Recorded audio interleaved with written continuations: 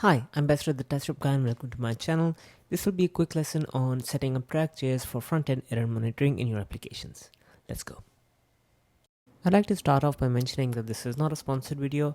TrackJS is just something that I've come across in the conferences that I've been at, and they have some pretty high-profile clients, and specifically their telemetry timeline is something that can be really helpful in debugging issues. Signing up is pretty easy. You can just start a free trial for 14 days whenever you want. This takes you to the sign up form, and all you need to provide is a name and an email address. Once you start the free trial, you will receive an email to provide your password. Now TrackJS opens with the installation screen.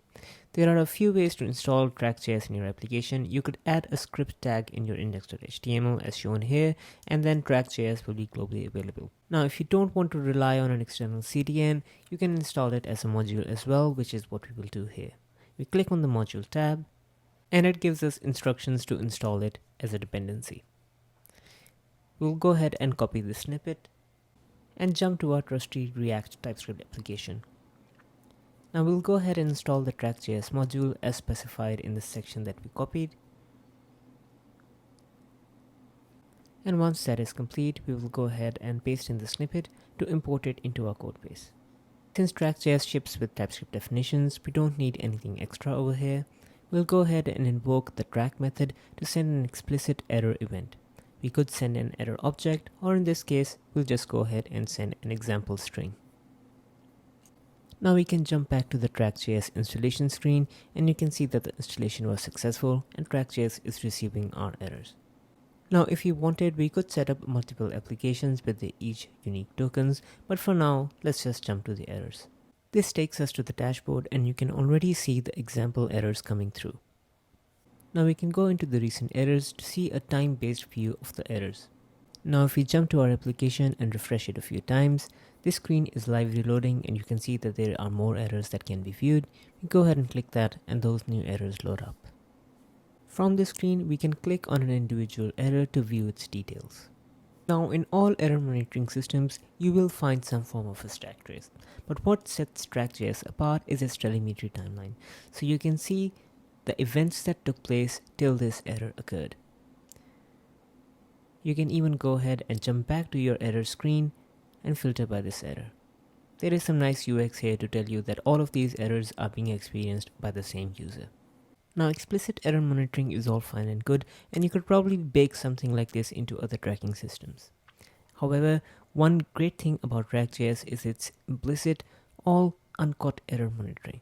So let's jump back to our codebase and create an unhandled exception. We'll go ahead and remove this explicit track event, and then create a function that will throw an error.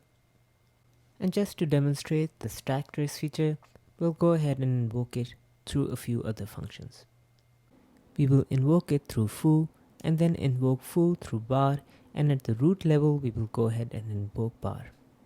We will go ahead and refresh our application, and you can see that this error is showing up on the console. It has also already been tracked by TrackJS and should be available in the dashboard. We jump back, and sure enough, we see this unhandled in there. This takes us to the error filtering screen, and we can click on the instance to view its details. You can see the steps that occurred till this error occurred, as well as the stack trace for this error. As a final note, you can always jump back to our installation screen using the sidebar menu.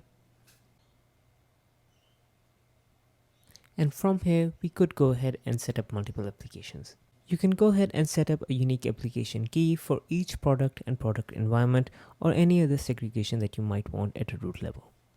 As a final note, whenever you are ready to go ahead and purchase, you go into your settings, click on billing, and subscribe.